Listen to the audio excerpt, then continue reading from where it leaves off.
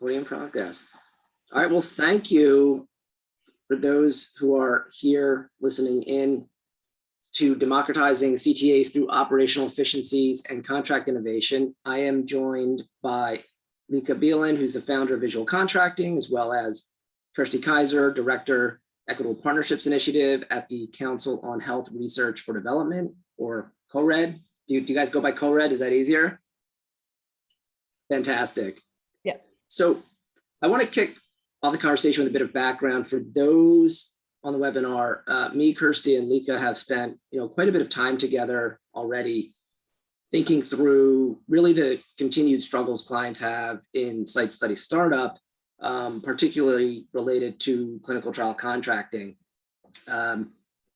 Each of us really brings a different but aligned perspective in that we feel there's an opportunity to not only decrease cycle time in clinical trial contracting through some operational innovations that we're going to share and think through together, but also that, the methodologies that we're going to talk about, if really developed and applied within the R&D space, it could lead not only to benefits through increased revenue, solely by accelerating time to market, but also really that, it would help enable what we have dubbed democratizing CTAs, which is really thinking about how to solve or alleviate what Kirsty and her organization are trying to solve for, which is really this unequal balance of knowledge and skill in research contract organizations, primarily in low and middle income countries.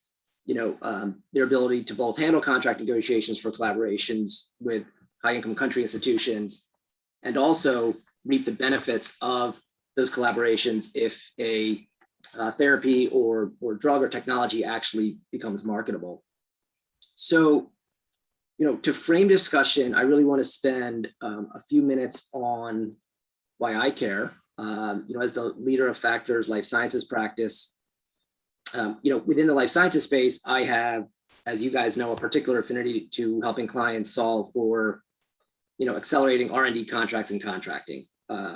This stems both not only because of how critical R&D contracting obviously is for our client verticals, but also how important it is for me personally and Factor to innovate and drive efficiencies to a process that not only enables our clients' customer base, which is really all of us, to have access to therapies or technologies which are geared to both improve and often, times save lives. So in order to do that, I really want to sort of dig into why we care, right? Market intelligence for, honestly, probably the past decade, I don't know that it's changed much, has, constantly pointed to executing CTAs as a bottleneck to site startup. And, that's probably because contracts and contracting processes in clinical trial space have changed very little. Companies still struggle to build both sustainable and scalable operating models. And I think, some of that is also because of the nature of the activity. It's very diverse. It's spread out across multiple jurisdictions. It's spread out across multiple regions. There are a lot of laws and regulations that govern both the not only contracting, but the requirements of the contracting from a data privacy, from a personal health perspective. So, if we look at that research, that exists within the market, we do see that contracting is and remains one of the most significant delays in site startup. But accelerating a trial by 4 to 6 months is going to be worth over $100 million over the lifetime of a product. And that's really almost entirely from increased revenue and speed to market. And this data has, really maintained from what I've seen within the market intelligence year in and year out. So, Kirsty, what I think is interesting is that, and unfortunate, is that impact of being able to get products to market and also reap the financial rewards is sort of more pronounced in lower middle income countries. And I'd love to talk to you a little bit about, talk to us a little bit about CORED, sort of what they're tasked with, kind of what their mission is, and how you're thinking about this initiative with us together. Yeah, sure. So CORED was actually started in 2003. And the work that we do really focuses on trying to increase equity in health research, specifically in low middle income countries. So we do work in global action. We have some tools that we've produced. And we also work on advocacy around trying to improve this issue of equitability in various different spaces. And obviously, fair research contracting is one of our sort of areas that we focus on. And so the fair research contracting toolkit that we've developed, it started off in 2011 after a Bellagio meeting with a number of different organizations and institutions that identified this as being a major issue. And what the fair research contracting toolkit really does is try to just heighten awareness in institutions, and mostly in academic institutions, on how they need to kind of be more aware of certain aspects of contracting that they might not necessarily know that much about. And it's normally because they lack the kind of capacity that is required from a legal perspective to be able to actually negotiate contracts in such a way that they will also reap some kind of mutual benefit out of them. Because often what happens is clinical trials, et cetera, in those countries, they're done on those populations, often in collaboration with, a big pharmaceutical company or a high income country institution, or university. And the data is collected there, but then often that data leaves, right? So it leaves the country where the people were, where the data was collected on. And then, that data gets used and analyzed elsewhere, and a product is developed or innovation happens and is sold back to the country that has this problem. So ultimately, there's this kind of, it is a social justice problem. And we are just trying to work towards helping institutions in low middle income countries become more aware of the issues in contract negotiation that can potentially have a really big impact on them being able to do the innovation themselves or to have better benefits that come out of it. Yeah, that's really interesting. And I think we constantly see, and not to point a finger at quote unquote big pharma, but we do see quite a bit in their agendas on how can they interact with their communities, how can they give back from a corporate responsibility perspective. Obviously, having access to larger R&D budgets and income streams, I would love to see, and we can talk a bit about this because we will go into the toolkit. And actually, have you had institutions that have been able to utilize the toolkit, which we'll get into a bit further downstream in the conversation, but has that already been put into place, and have you seen success coming out of that? So our toolkit is freely available to any kind of low middle income country institution who wants to use it. It's available on our website. Although we haven't really had funding recently, so we haven't been able to try and physically implement it somewhere and then test the results of it. But obviously it is there, it's freely available. We've also created a self-assessment that will allow institutions to actually answer some questions and then be able to see where maybe they have some gaps, etc. And then they can begin working on those gaps that they have. So the toolkit is there. It was part of a project called the Trust Project that we developed it and put it online.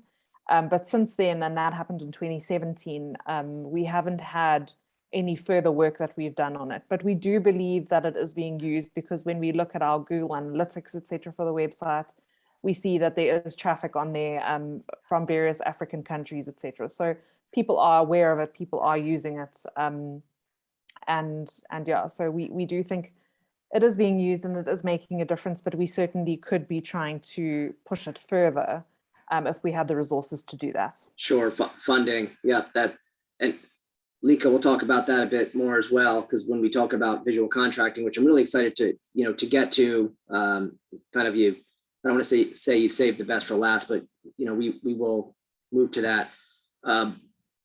Kirsty, when you think about, we've identified, or I think you guys have identified these key issues that lead to substantially improved outcomes. I think a lot of them are fairly straightforward, but you want to touch on any in particular that you think is most relevant? So I think all of these issues kind of stem from a resourcing issue. So a lot of these low middle income country universities, etc., they themselves don't have a lot of resources. So they kind of rely on grant funding and that type of thing to run their administration, etc.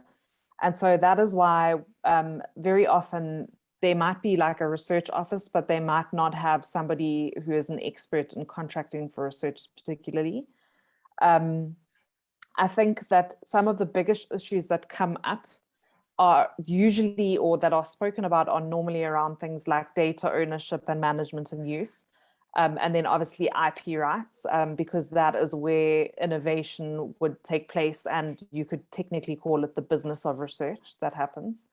But then, there is also obviously the capacity building issue and things like technology transfer that will help build up institutions and allow them to be able to do better research on their own, and start relying less on high income country funding to be able to actually come up with solutions for their own problems. Yeah, it's interesting because I think while it's going to be pronounced, or the outcome's going to be pronounced a bit differently in a lower middle income country institution or academic institution, the resourcing issue we see even with startup, very well-funded startup biotechs, and just because of the complexities of the clinical trial process, you have budget issues, you have the regulatory issues, and then to your point, you have the business of the clinical trial contract, which is, if there is a therapy that gets through and becomes marketable, who owns the revenue, who owns the IP coming out of that. But I also think it's also a resource issue felt by big pharma as well. Some of our partners, even ones that have very robust internal teams and or rely on CROs to help navigate, they themselves still find from a contracting perspective, it's a different muscle that you have to flex, right? So you might know budgeting really well, you might understand the clinical trial process really well, but when you get into the negotiation, IP is complicated, indemnification is complicated. Absolutely. That's where I think even with well-resourced, it doesn't mean still adequately capable. And we'll talk about some of the things that we're doing. And I think, Lika, actually, some of what you're talking about from a visual contract perspective, how can you take, really complex clauses, complex ideas, and make them bring down the consumption to an 8th grade level versus, requiring postdoc graduate degrees to understand the nuances. Absolutely. And I think the power imbalance is also something to really take note of. A well-resourced institution is going to be able to better navigate that space, whereas one that doesn't have any legal experts, etc., it's a lot harder for them to be able to understand what is actually required. Yeah. And just out of curiosity, I've been moving through some slides. Are you guys seeing those okay on your end of the presentation? Yeah. Fantastic. Yeah. Well, so I think this is a great start for me in terms of the issues we've been talking about and thinking through together. It's different from, it's a bit more, I guess, academic or intellectual versus, thinking about one bucket. We're actually thinking about a problem, right? A problem that potentially has different ways to solve for it. And, I think now, like, we'll kind of move into how each of us sort of does do that. We'll get a bit more to the toolkit. We'll get into the visual contracts and the value they could bring if we could get the funding and R&D to help Lika actually build that out. I look at the problem, and I think this is what's interesting about the group, the three of us, is that I look at the problem really at an operational level, right? So that means really looking at the whole contracting ecosystem, how it's deployed within client organizations, that's looking at the people, the process, the tools being utilized, the technology infrastructure, how that both enables process and execution, as well as, post-execution obligation management. So, what that looks like to me is, where Lika, you kind of are thinking about redesigning and rethinking contracts, and also kind of the user, both the content, but also the user experience of engaging with a contract, which I think is a fascinating subject. We'll get there. And Kirsty, you're looking at really kind of, the whole holistically from a research perspective, how to put fairness in the exchange and the process itself, which I think is also fascinating. But where I look at it is, kind of redesigning the contracting process across clinical and legal to really improve speed and efficiency, but also, responsiveness, capacity. I'm looking at all those issues.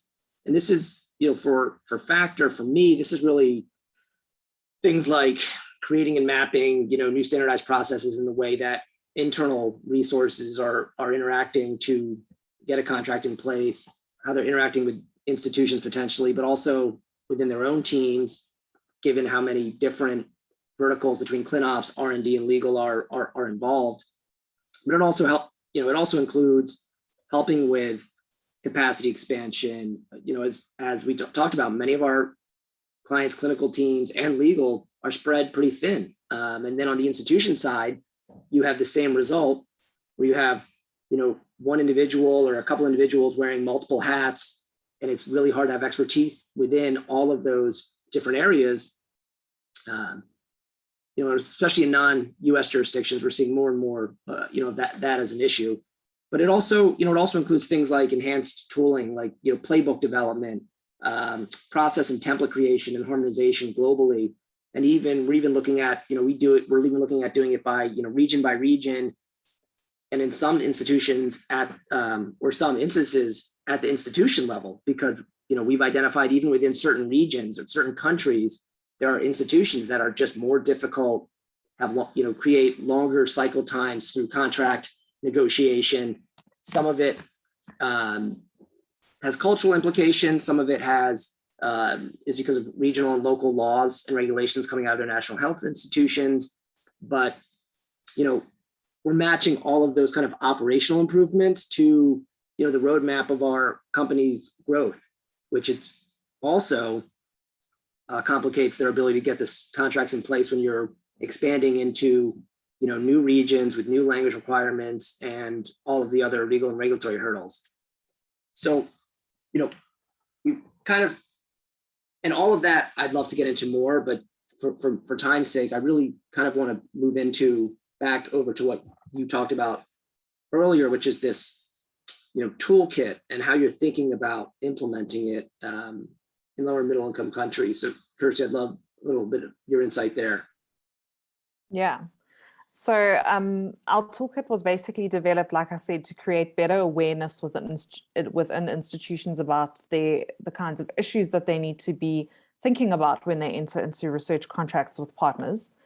And so for many of them, for example, like with a negotiation strategy, they actually don't quite know that they can negotiate. Very often they believe that they just have to take what they can get and just agree to whatever is put into a contract in order for them to be able to get the funding that they need to carry on with their research. Issues around research data are huge. So things like ownership of data, how does it get used, who is allowed to use it, where is it stored, etc. also have massive implications for the ability of an institution to be able to publish, to be able to have authorship on papers, etc., etc. Research costing is also a massive thing. So often budgets, etc., don't take into account things like indirect costs or full cost recovery budgeting.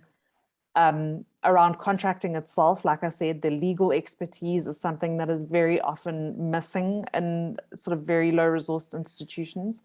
And we actually did a study, it was a very small study and we haven't published it because it was really kind of exploratory, of institutions in Africa, asking them about, their contracting capacity in their institutions. And in that study, we found that I think it was about 60% of institutions didn't have a research contracting office at their institution. and they only had like minimal legal expertise, etc., which is actually a massive problem, because then how do they sort of navigate the space of contracting within their institution and with partners? Like I said, IP rights has huge implications for innovation. So if you do not have somebody who knows how to deal with that and knows how to negotiate that space properly, which, like you said, Carl, is so complex, that can make it really, really difficult for an institution to actually have the kind of benefits that come out of the research and out of the actual business of the research. And then obviously, again, capacity and technology transfer are massive in terms of trying to build up these institutions that are so low resourced as it is, and who don't have, you know, the resources, the expertise, the technologies that they need to be able to become leaders themselves in research, rather than always relying on high income country partners to carry them or to provide the kind of funding and that type of thing that they need. So all of these issues are really, really important for institutions to be thinking about when they're entering into contracts. In terms of actually implementing this, like I said, our toolkit is available online, and we do promote it. We do try and sort of advertise it. We make institutions aware of it. And we do have traffic that comes through our toolkit, which is great. But obviously, we are always looking at ways, how can we improve this? How can we also try and disseminate it further and actually make it easier for institutions to utilize and, you know, make use of? Yeah, you know, it's, and I can't, you know, I can't speak for, you know, the whole company, but me personally, I'd love to figure out a way to almost have a centralized hub or you know, like that almost interacts with your toolkit for some of these institutions where, you know, we're able to, through our expertise of teams managing clinical trial contracting on a day-to-day basis. I mean, you know, we support a number of clients in this space doing that. You know, find a way for these institutions to have access to that, and, you know, make it make it affordable, make it usable, make it reliable, and kind of integrate it into this. You know, again, when you talk about sort of fair pharma, you know, allow them to reap the benefits. Do you guys have, I should have asked you this earlier, and I apologize to put you on the spot, but do you have any, or do your institutions have any statistics around studies that led to marketable either treatments or devices or drugs or whatever, that they then were not able to reap the rewards of? Is that something that you guys have been able have looked at, or is it too complicated? So I have looked for studies on that type of thing, and it's the information out there on this topic itself is really scarce. So there hasn't been a heck of a lot of work done on it. But we know from anecdotal sort of evidence that it is a problem. And through obviously the small study that we did, we could see, okay, this area of sort of like legal expertise and contracting expertise is a problem. But in terms of actual studies or, you know, like data, stats, etc., on this issue, it's really, really scarce. There's not a lot out there. Yeah, no, I can imagine, you know, again, that we're talking about a lack of resources, a lack of sometimes sophistication, because that's some of the other issues that we've got to figure out how to solve for, which is, and potentially that's what leads us to kind of the visual contracting application within, you know, this democratizing process. You know, the things I do, you know, we do within our client organizations, they require both internal stakeholders, but they're, you know, they're not always cost effective for probably lower and middle income countries, institutions as well, because they're, you know,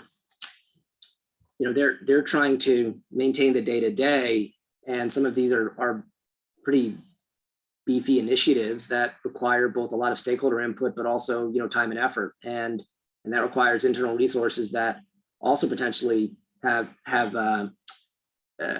a need for the services. So it's another area where, you know, I think we'll continue to explore with you guys and figure out if there's ways that we can further some of that advancement, as part of this, what I would call community of practice. Well, you guys call it community of practice, but I just think of it as again, really a social responsibility, because if we can enable these institutions to build and invest, it's just growing the types of individuals that are focused with trying to create new novel therapies and technologies for, to better people's lives. So sort of with that in mind, again, we move to something that I think could be a huge lift for these institutions and frankly, clients of all sizes, which is thinking about how do you take a document that has some fairly complex nuances and clauses and language and make it more usable, both leading to a better exchange between the parties, right? Which leads to which also would lead to hopefully a quicker interaction with better understanding that would enable these sites to start up quicker. So with that, Lika, I'd love for you to talk about, your company, what you do, and kind of how we could apply that to CTAs. Yes, thank you. Thank you for inviting me as well, and for this collaboration. I think this is so great because we're touching upon the same thing indeed with what we want to achieve with visual contracts as well. It's like Kirsty already talked about this power imbalance because of like the institutions that have less legal knowledge, for example, and this is often who we work with, like with the target groups that have less legal knowledge and then have to interact with the more legal experts to negotiate or to draft contracts, etc. And that's what we are working on to make contracting more understandable and more accessible to everyone. And not only contracting, that's just a tiny, like the core focus, but still huge. But in the overall mission that we have is to create more access to justice and access to law and making more of an equal opportunities for everyone because of this understanding, like making sure that people understand what they're signing, etc., and how they can better do contract drafting and visualization. Yeah. I mean, I have, I recall, so I graduated law school and, almost 20 years ago, and we were having the same conversations back then. Contracts were, verbose, tons of legalese, complex. It takes a lawyer to read a contract, but oftentimes the people executing the contract are not lawyers, right? To me, honestly, almost all interactions that are contract related or need to be codified through a contract or memorialized through a contract are between, business users and people that do not have legal educations. And yet they're the ones that are relying on, the content. The corporations are relying on the content to protect them. But in terms of the ability to understand and interact, sometimes once you get past, the very high level terms and conditions, which are obvious, there's all this other stuff that actually is really important and governs, what happens, it governs performance, it governs safety, it governs regulatory requirements. And, so it's very interesting to me to see that this is developed to a point where now we are looking at it from a visual context versus just purely looking at it as words. So I'd love to know more. And also just let me know to move forward in the presentation. Yeah, I think actually the slide backwards, that's still also very important, like the slide here before, because it's not in the end only about that, like the contract template definitely helps to speed up and to make things more efficient and to make things more understandable. But in the end, also in this situation, like in this context, like having the fair research contracting toolkit that Kirsty is talking about in combination with the community of practice, that is in the end the full ecosystem that makes it more understandable and accessible to everyone, like to make the real change. The contract templates can definitely be optimized and be designed much better. That is definitely what we're focusing on to make it more accessible. And how do you do that? Because in the end, it is a legal document and you want to still be reliable, like it needs to be reliable you needs to have legally binding content in the end. So that's the challenge, but then still making it useful for everyone. And in the end, you have the other aspects to it to make it really to let it land in the full practice of like and make things more efficient and standardized in the end. So, but maybe indeed, if you go forward, then I can show you, like this one is, I think you're just stating the benefits, but in the core of what we're working towards is that the contract is a representation of your agreement, that the agreements that you make together to actually build trust and to build a sustainable relationship. But for that, you first need to have a contract that allows you to know and find and know the relevant content in it. And then to be able to understand it well, to make more autonomous decisions. And with that, you can build better relationships. And then still there might be at some point, of course, it's not a utopia that we're designing for. In the end, there might still be conflicts that arise, even though we're trying to build first better relationships. But yeah, at some point, a conflict might arise. And then the contract also should function for solving and de-escalating of conflict first by yourself, ideally. And if that doesn't work, then only then you get and end up in court, maybe. And that's where this approach is the newer proactive approach, the proactive law approach and the legal design approach, that shifting the target group of like drafting contracts for lawyers and courts to drafting contracts for the users, for the people that actually use the contract indeed. So yeah, that is the I think one of the that to me, if I have to think about what would be a challenge to adoption or a hurdle to adoption, it's going to be the legality of a visual contract versus a standard contract. But I think you have some thoughts there as well, and that it has gone through some testing, correct? Definitely, and it's still, of course, it's still in development. It's still an innovation. Like there's definitely not everything is already figured out, but there's the movement of legal design and visual contract is growing, definitely. But yeah, there are still unanswered questions that we still need to answer. And for that, exactly, like because of that, also we are also building indeed our own community of visual contracting, and to change the mindsets and to like adopt this new approach that is like a mindset shift, that it's not all only about how do you actually visualize a contract, but also how do you indeed make sure that people can use it and adopt it and believe this and trust this.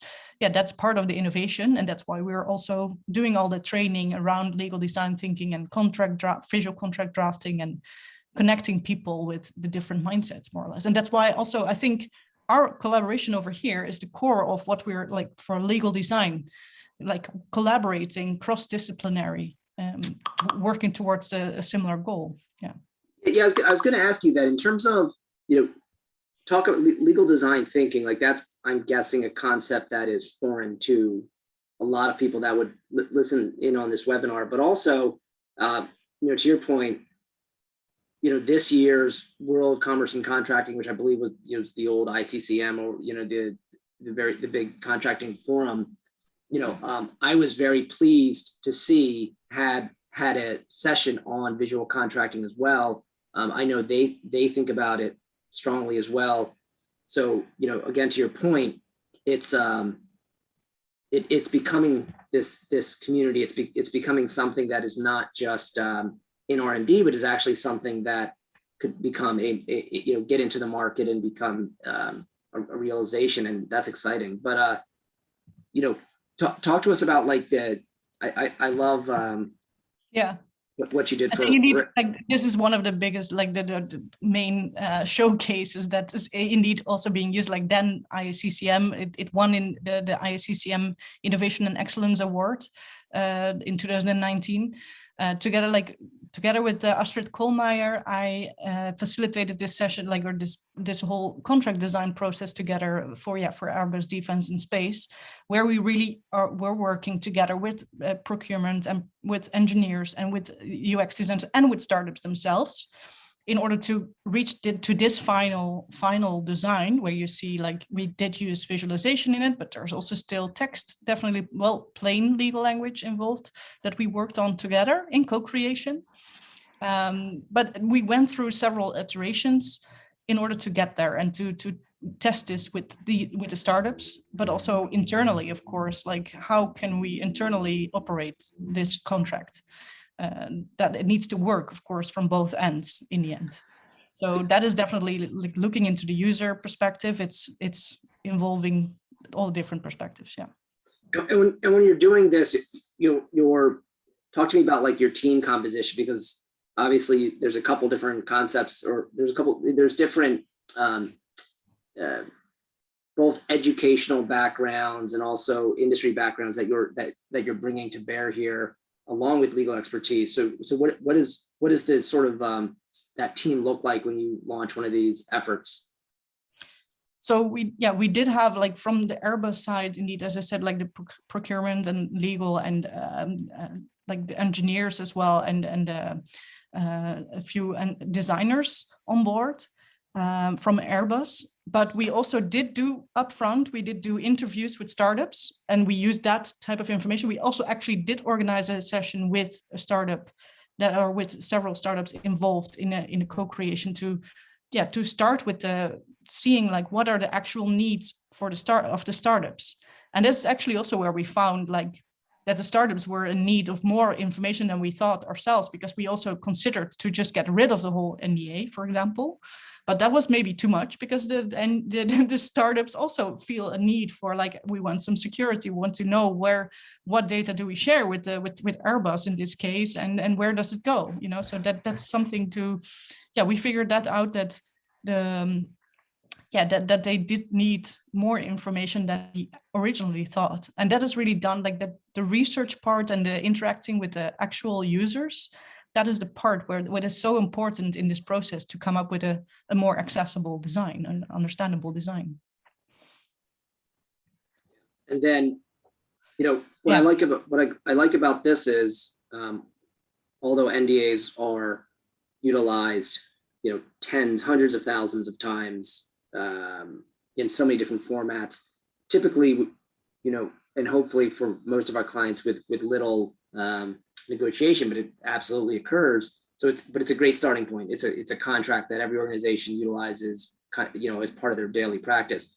What I like about this contract, though, is you start to get a little more complex in terms of the subject matter, for sure, but also the application. Again, this is something that is utilized by everyone. So talk a little bit about how this project.